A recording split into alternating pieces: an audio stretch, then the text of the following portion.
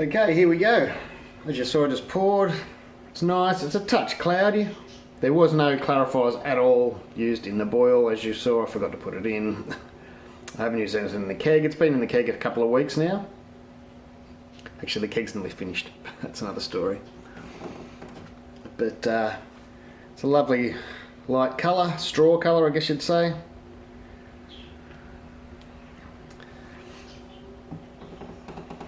Viking Pale Ale, 100% Viking Pale Ale malt. And there's a touch of hops there on the aroma. I used 45 grams dry hop, which was Galaxy and Cascade. The Galaxy, of course, is taking over a bit, but I think adding the Cascade there sort of gives it more depth. Galaxy can be a bit one-dimensional. If you've used it a few times, you might know what I mean. I don't mean that in a really bad way, but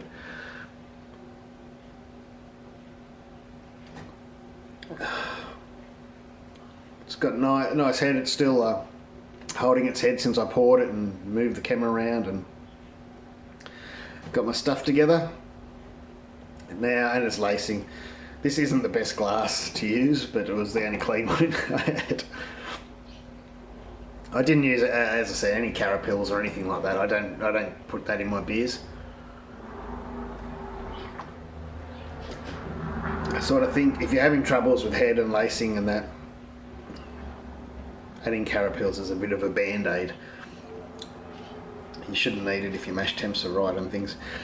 And your mash is right, your water's right, everything, and the ferment goes well as well.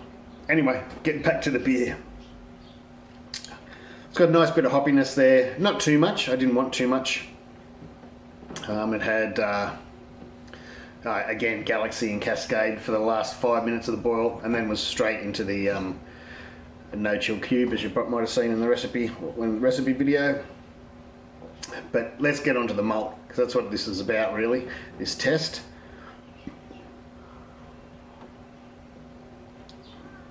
And even though we've got a strong hop character like Galaxy in there, it's really surprised me how much I could taste the malt, to be honest. There's a sweetness there that I didn't expect. This did ferment down fairly low.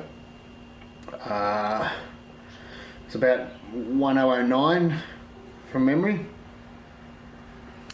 But there's still this malt sweetness there that's really nice.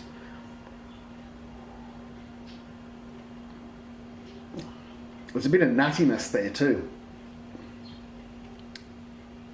There's actually a lot of nuttiness, and it suits it. It's really nice. I'd like to, well, I am brewing some other beers with it, and see if that comes through in something a bit darker maybe, or in a lager. I think it'd be really nice using it in a lager. There's not much else to say. Good way to tell is this keg is nearly kicked. It's nearly empty. Unfortunately, I never got to bottle any because I siphoned out of the no-chill cube. There was just about 20 litres, if that, in my fermenter. So I didn't, I filled up the keg and that was all I had. So I didn't bottle any, unfortunately. But it's just a nice beer. I'm looking forward to trying this malt in some other stuff. Nice light straw colour. But yeah, as I said, this keg, like normally my kegs will, because I have 3 on tap usually, and I'm the only one really drinking it. They usually last, maybe a month. And this isn't. This is just about dead. I had to stop drinking it last week to make sure I had enough to do a review for. I'm a bit worried that I mightn't even get another glass out of this. But oh, look at the hops. These things have got, even though they're both hops, they're not related, even though they might look it. My mate Amph made me that 3D on his 3D printer. Thanks, Amph. But yeah, that's a nice beer. If you wanted to compare it to something, I guess you'd say something like a Pacific Ale. It's got that Galaxy thing going on. It's a nice light beer, even the colour. It hasn't got the wheat, so it's got a bit more malt backbone to it than Pacific Ale has. But I guess that's where I'd put it if you're going to ask what sort of beer it was, a Pacific Ale. If people don't know, watching overseas and don't know what that is, there's a brewery here. I think the first one might have been from Stone and Wood, or the famous one here in Australia anyway. But people haven't mentioned Pacific Ale was used before that, and it's been through the courts and there's been all sorts of trouble. But essentially, what most people have come up with for clone recipes, I think was either 2-roll Pilsner malt, a bunch of wheat, and just Galaxy. I might be bittered with something else. You've got to be careful bittering with Galaxy. But just a bit of Galaxy at the end. And it's just a nice, summer style drinking beer that's very, very easy to drink.